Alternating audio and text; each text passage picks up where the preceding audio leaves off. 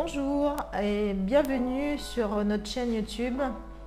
Cette vidéo est une vidéo qui m'a été demandée à plusieurs reprises et au vu des circonstances, à l'heure actuelle, au moment où je fais cette vidéo, nous sommes dans une période délicate par rapport au coronavirus où tous les élèves de la France en tout cas sont consignés à domicile. Et donc, j'ai trouvé qu'il était opportun de faire cette vidéo parce qu'elle va vous permettre de poser un certain cadre pour vous-même si vous êtes un élève et pour les parents, voilà, pour aider vos enfants à le faire. Donc, c'est une vidéo qui concerne l'emploi du temps. C'est tout simple parce que l'emploi du temps, si on ne le gère pas bien, si on ne le programme pas, va être, peut être quelque chose de peut devenir quelque chose de complexe. En fait, quand vous vous trouvez, quand vous ne programmez pas, quand vous ne vous organisez pas, quand vous faites les choses un peu au jour le jour, vous risquez de vous retrouver la semaine suivante ou le mois suivant à n'avoir rien fait au final. Et le problème, c'est qu'au moment où je fais cette vidéo, on est à la mi-mars et donc certains examens devraient avoir lieu normalement en avril. On ne sait pas trop encore comment, fin avril, on ne sait pas encore comment ça va se passer. Est-ce que ce sera à domicile? Est-ce que les élèves se rendront un par un dans leur lieu de cours? Enfin, donc voilà, je fais cette vidéo pour vous expliquer, pour vous aider du moins à faire un emploi du temps. Ça va vous permettre de savoir, de ne pas être qu'au jour le jour, être sûr que vous allez tout réviser ou que vos enfants vont tout réviser pendant cette période de confinement et pour ne pas faire d'impasse parce qu'il n'y a rien de pire que ça, de vous dire ah ouais c'est bon, j'ai tout révisé, tout va bien et puis finalement vous vous rendez compte ah mince, j'ai pas eu le temps de réviser cette matière, bon c'est pas grave. Et puis finalement, ou encore ce chapitre, et puis finalement, c'est sur ça que vous allez tomber. Donc c'est quand même dommage. Alors que si tout est bien géré, si tout est bien organisé, cadré, même s'il y a une petite marge, vous avez une forte probabilité de réussir tout simplement parce que vous aurez mis toutes les chances de votre côté. Donc l'avantage quand même de la situation actuelle, il faut être optimiste, hein, c'est une situation très délicate, très difficile pour beaucoup de familles, mais nous devons quand même garder notre optimisme et faire comme si dans les prochains jours les choses vont s'améliorer. J'espère que ça ne peut que s'améliorer. Donc en attendant, il faut prévoir les choses, il faut gérer les choses. Donc comment est-ce qu'on va faire? C'est très simple. Donc on va commencer par l'emploi du temps parce que je me suis dit quand même, vu que ça fait un moment effectivement, comme je disais tout à l'heure, qu'on me l'a demandé, là c'est l'occasion, je vous présente comment proposer avec un exemple, faire l'emploi du temps. Donc que vous soyez au collège, que vous soyez au lycée, l'idée est la même, d'accord? Là, je vais prendre un exemple pour un élève de terminale S parce que déjà, c'est une filière qui ne verra plus le jour, enfin normalement qui se termine cette année. Donc, bon, si vous voulez, le principe reste le même pour quelle que soit la filière. Hein. Et même si votre enfant ou vous-même vous êtes au collège, vous voyez cette vidéo, le principe reste le même, d'accord? Les grandes lignes sont les mêmes. Donc, autre chose par rapport au fait que cette vidéo soit intéressante aussi, bon, je pense que vous êtes convaincus que voilà, génial, on va apprendre à faire un emploi du temps. C'est le fait que quand on est aussi bien organisé, on peut faire beaucoup plus de choses sur une journée. Par expérience, quand vous avez une journée et que vous n'avez pas organisé, ou même un projet, hein, vous n'avez pas organisé bien réparti sur la semaine ce que vous avez à faire, ben voilà ce qui se passe, c'est que vous ne faites pas le projet, vous procrastinez. Donc on va éviter tout cela en s'organisant, tout simplement. Donc là, j'ai sous les yeux, enfin, dans les grandes lignes, ce qui est important pour les élèves de terminale scientifique concernant ce qu'ils doivent passer cette année. Donc, c'est pour ça que vous allez me voir lire de temps en temps, mais bon, voilà. Hein. Il faut bien faut rien oublier. En gros, le matériel dont vous aurez besoin, un peu comme moi là, bon, c'est vrai qu'exceptionnellement j'ai la tablette graphique pour que vous puissiez bien voir quand on va faire le montage l'exemple que je vais vous présenter. Donc vous avez pour les élèves de terminale S par exemple, alors je vais parler un petit peu plus des élèves de terminale, ça peut être aussi ES, hein, c'est un petit peu...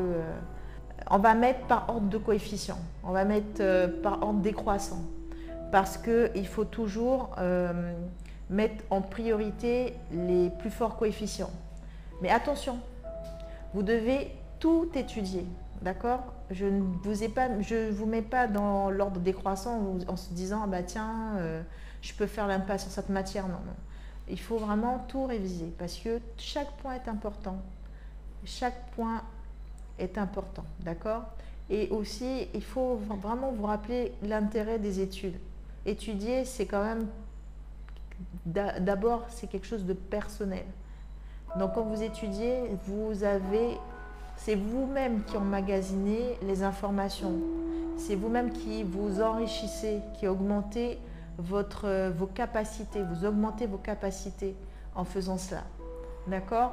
Même si nous sommes confinés à domicile, ça ne veut pas dire qu'il ne faut pas apprendre, il faut arrêter. Non, attention, on continue de vivre, mais on limite nos déplacements, on respecte ce que dit le gouvernement pour notre sécurité. Voilà, on respecte la loi, etc.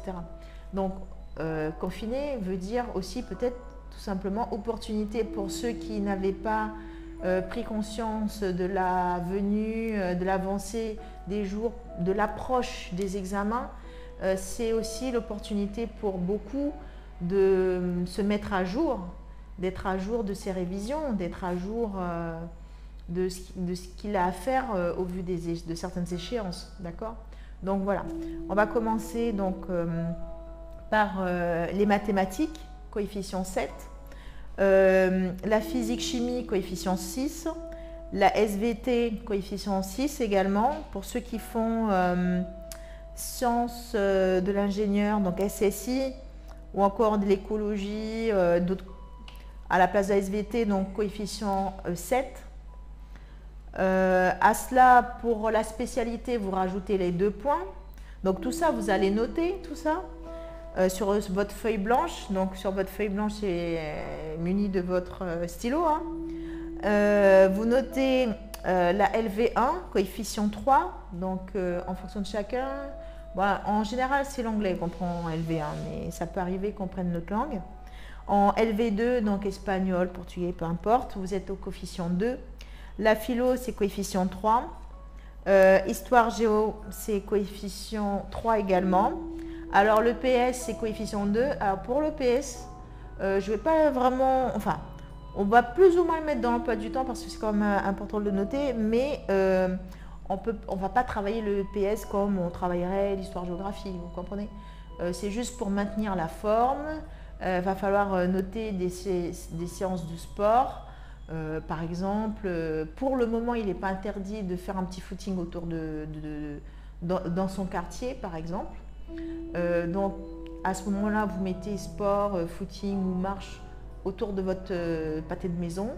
Vous êtes libre aussi de faire des étirements, de faire des séquences d'étirements. Vous avez plein de séquences d'étirements mis à votre disposition gratuitement sur YouTube. Donc, vous pouvez... très bien regarder quelques séances d'étirement histoire de maintenir la forme en fait. Donc voilà, ne pas trop se refroidir si je puis dire. Donc voilà, dans votre emploi du temps, donc ce qu'on va noter, c'est tout ce que je vous ai dit au niveau d'un point de vue scolaire, donc toutes ces matières-là. À cela, vous allez noter, vous allez rajouter vos temps de pause. Les temps de pause concernant les repas, les temps de pause parce que tout simplement vous avez travaillé pendant 1 heure, 1 heure et demie Alors, ce qui est recommandé par certaines études, c'est 45 minutes de travail et de faire 10-15 minutes de pause. Pas trop longue non plus, parce que sinon, quand vous faites des pauses trop longues, après, l'envie de recommencer à étudier n'est pas forcément présente. Voilà. Donc, vous notez aussi vos loisirs, parce que ça dépend de chacun. Vous pouvez avoir pour loisir de la lecture, je vous y encourage sérieusement.